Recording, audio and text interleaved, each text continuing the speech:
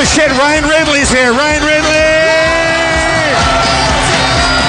Ryan Ridley to cleanse the palate. I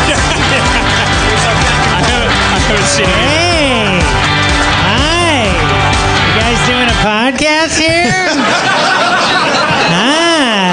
Hey, Mitch! Hey! Is that how you hear me? Is that what I sound like? Is that what I sound No. like? Okay, stop it, Dan. Stop it. Let him talk. Well, I have mixed feelings because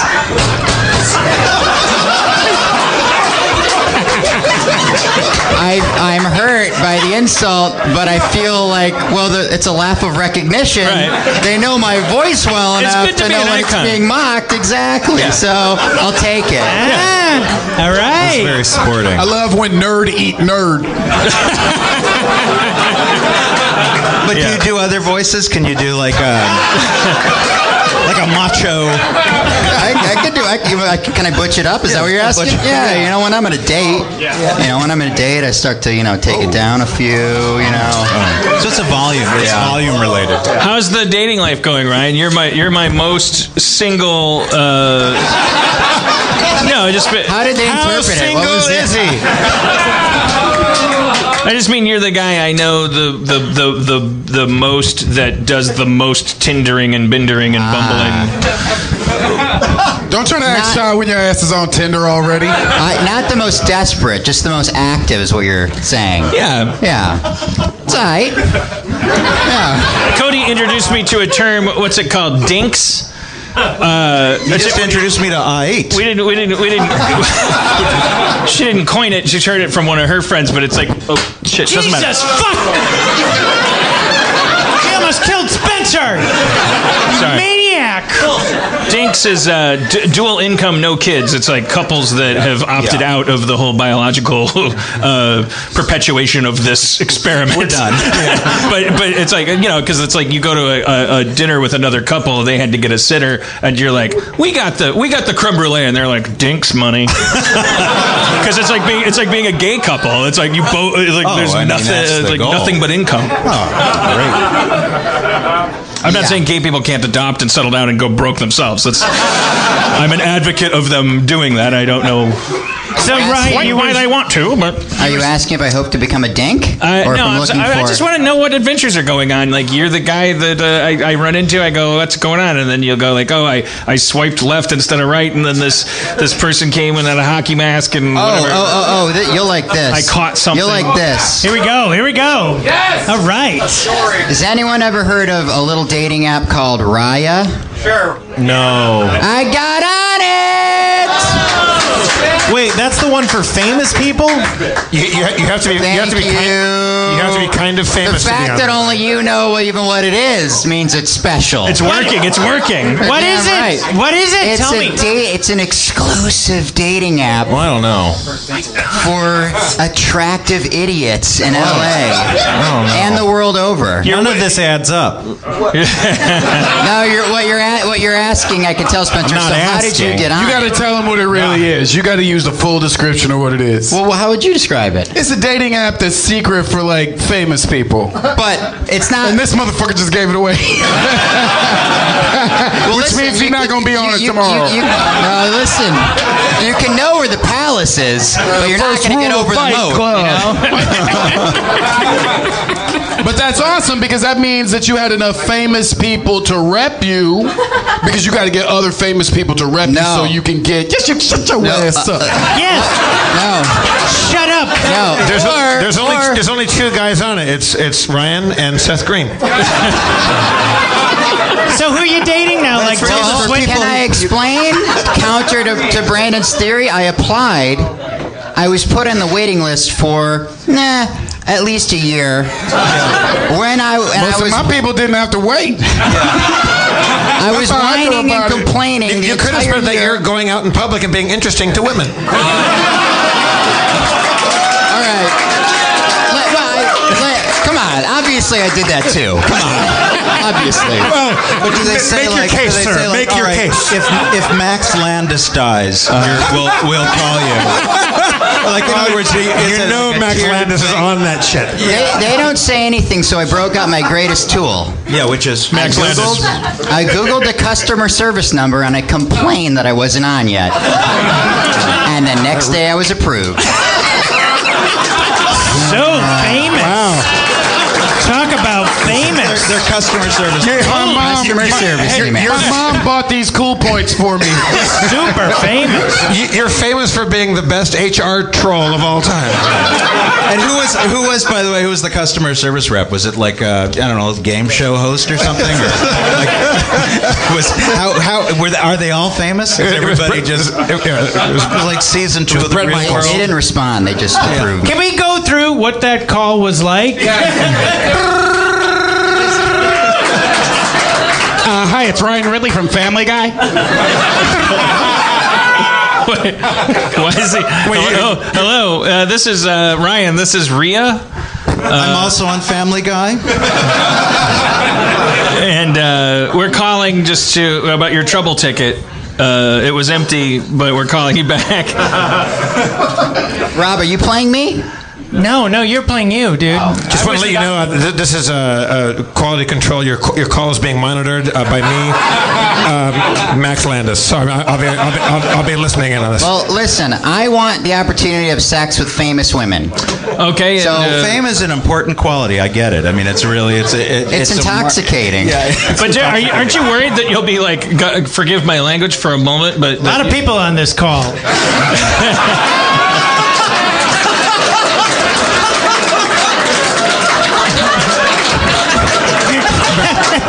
It's like a Monty Python sketch. Hey, excuse me. Ryan Ridley's on the phone. Let me talk to him. What are your qualifications, huh? You want to be talking to some famous women. You want to be sexing up the famous women, huh? All right. Well, let's hear it. I'd like to too, but I am on this side of the phone.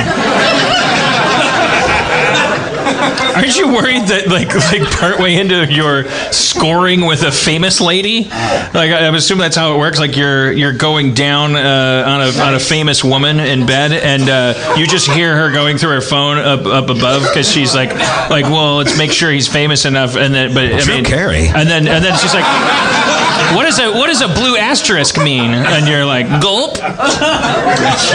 I'll be exposed. You're saying? Yeah, I don't know. Like you'll go on the date. I guess my metaphor is for like you'll go on the date, and during the conversation, doesn't it circle the area of so how are you famous? But then you'll say fucking Rick and Morty. No, famous people would never say that to each other. It would just probably they just think, oh, you're like B.F. Skinner's son or something, right? Ryan, did you go on dates with famous people? Did you go like, oh shit, I'm with the girl from Full House? Oh shit, he thought too long. I have not. Every date is just Just give initials. I have not been on one date. Thank you. That's terrible. They should He was trying to cheat. That's awful. Yeah. Do they have angled swipes on Rhea where you can you're swiping this way because they're not famous? You're like, they're hot, but they're not famous. They're famous, but they're ugly. It's like upper left, lower right. Wait. It's called Rhea? Raya. Right. Okay. Because it kind of is like diarrhea. Okay, go ahead. Or gonorrhea. R-A-Y-A. I dated Eve Plum when I first came out here. You know who Eve Plum is? She was the middle child on the Brady Bunch. Oh, right. And I almost pathologically did not bring up the Brady Bunch. Right. Just like everything else I could think of to talk about. And then at one point, and we were at a place called Coyote, which is now, I forget what it's called now, but anyway, I was talking to her, and then she said, I'm going to use the restroom. And as she walked away, I realized I just said Jan. I think I said, do you know where the restroom is, Jan? And she said, yeah, fine. I was like, oh, Jesus Christ. Did you? I never found out for sure. But then I thought it would be funny to just be like, well, your dad's an architect. Let me ask you a question. Just completely slightly confused. Just make it like a syndrome. But it just was. You don't want to go out with a famous person. It's just like a ghost hanging over you. How Eve was her plum? You'd be surprised at how ineffective a line like that is with someone like Eve Plum. Or an audience. So savvy, and she sees that stuff coming. She swats it down. She just really. Without having the technology of Raya, how does one like us meet a famous woman? How did you do it? Yeah, you guys are. I would guess I would call her for you, and he was at my level when he dated Eve Plum. That's what I'm trying to. All right, yeah, true. I'll call her. She's 60. But I'll call her for you if you want to. How did you meet her? A friend of mine said, "Hey, I'm friends with Eve Plum," and I said, "Jan from the Brady Bunch?" Yeah, and he said, "You want to go out with her?" And I did. It's like, and actually, I felt really bad about it. Yeah. So you have that to look forward to. But I did. I really was like, she was kind of interested, I think, and I just was aware that I'm into this for all the wrong reasons. Yeah. I'm into this so someday I can be on a primetime television show, talk show with some famous. Anyway, I thought I'd tell it on Johnny But everybody Carson. in some way, it's funny. Didn't pan out. Ryan, It dribbled out 20 years, 30 years later. When you were calling up customer service and going, I demand to be on this thing. I demand. Stop locking up your women. Stop it. Yeah. I know they're in there. Yeah. I deserve one. What is your dream? Stop letting Scott Kahn date everybody on your site. I'm not going to deny that any of this was in my head. This was all. What woman were you hoping? Give me a name or something like that. Give us your Alyssa Milano. I don't know. What? Oh God, it was Alyssa Milano, wasn't it? Look at him. Oh my God. I didn't have anyone in mind, but as I swiped through, I was like, "Whoa, her from that one thing." Wait, they advertise them before you get on? It's like would you like to date Allison Hannigan? Yes, I would. That'll be $5 and proof of fame, please. You can preview her, but you can't have a fulfilling relationship with her. You must have had some kind of scenario. You weren't picturing Dame Judi Dench. You had something in your mind. Something in general, age range, who is your proportion? Maybe somebody in drama, not comedy. But also somebody so famous enough to be on the site, good looking enough for you to be attracted to her, but also on a dating site. Damaged for enough, famous people. I think is the phrase you're looking for. Damaged enough. Damaged. Oh, am I damaged?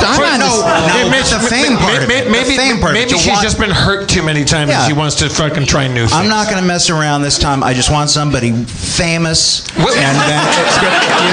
I can't be hurt again. If I could just get just an ex-teen star. Or something. Maybe a drummer who's going through rehab. Somebody. I've been too shallow. Adult Swim writer famous. That's what I want. Just that level. You got me right where it hurts. Now, is it true, Ryan? I heard this from somebody that dating apps, you have to be. I think I heard this on S-Town, whatever it's called. Yeah. Yeah, we can call it Shit Down. Yeah, we can call it whatever we want. I just couldn't remember if it was S-City or it's another podcast that's ripping us off. No, but I think it might have. Wait, there's another podcast where 11 guys get drunk and just jabber for 2 hours.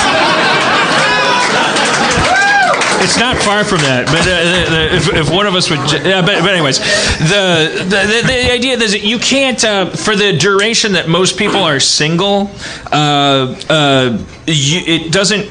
It's sort of like gym membership in that they're it's like if you only sign up for dating services, whatever you want to call them, for the amount of time that you're single, and then you immediately pull out of them as soon as you have a thing happening that makes it, I don't need this anymore, and then invest. That just the time, it's like it makes you permanently ineffective in those zones. That it's like people are thinking about that way now. They're thinking I don't want to pay the membership fees again. It's sort of, but it's also sort of rhythmically you'll never ever you'll circle the drain forever without going in it. I guess in this metaphor, going into a drain is good. It's a beautiful. You at some point you have to shit or or get off the pot, and that's a beautiful sentiment, to really moving forward. But I don't think I'm ready to take that shit. No, I think the tragic thing is that you can't. Like, I think kids today are encountering the fact that they can't shut down all of their electronic tendrils just because they got into a meaningful relationship, because it's almost like this worse thing than even a prenup, where it's like you have to admit to yourself and the world that, but I have my. I still have this pool of I still have this inbox. I mean, when most people stop dating, they get serious in a relationship, they're really giving up 2 other opportunities. You know what I mean? There's that other woman at work, but she's married. Oh, and then there's the woman who brings us the lunch. But, and it's like no, this is the one. Here's what I'm saying. Open that up to, I'm saying that we went from, you have to be in a bar and run into somebody physically. Like, remember when computer dating started and we were all like, wow, computers playing matchmaker. Now, these guys, it's almost weirder when you run into a couple that met creepy, in a library or a bar or something like that. It's more common that there's the name of an app comes out of their mouth. How did you meet? I'm wondering if it's all good, or if it's like the darkness part of it is that it's Benedict Cumberbatch, or maybe it's a good thing for sex and sexuality to be demystified and monogamy to be that it's like, well, hey, I got a little barber shop open. It's like, yes, you're my favorite customer. Place is still open. I tell everybody it's going to be 3 hours. It's like, but that 3 hours could be a year. You know what I mean? It's like we're coming from a world where it would be offensive for the place to be open, but we have to now break it into. These kids have to break things into waiting rooms. They have to, because if they pull out of Tinder, Tumblr, or whatever, they get back into it and they'll find it because it's 9/11.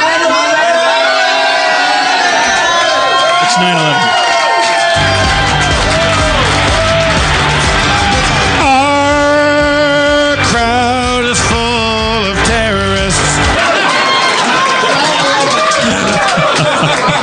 They were celebrating. They were celebrating. Yeah, this was that mosque. This was the mosque that was celebrating. Yeah, they were celebrating. I mean, Mitch, you must be torn up about the World Trade Towers going down. That's what they're called. Hey, Ryan. Yo. What's the He doesn't know what they're called. Well, I knew one of them what one of them was called, but I just couldn't remember the other. Right. You forgot that there was a There was an S on the end, and I was like, centralization what's- of 2 things. All right.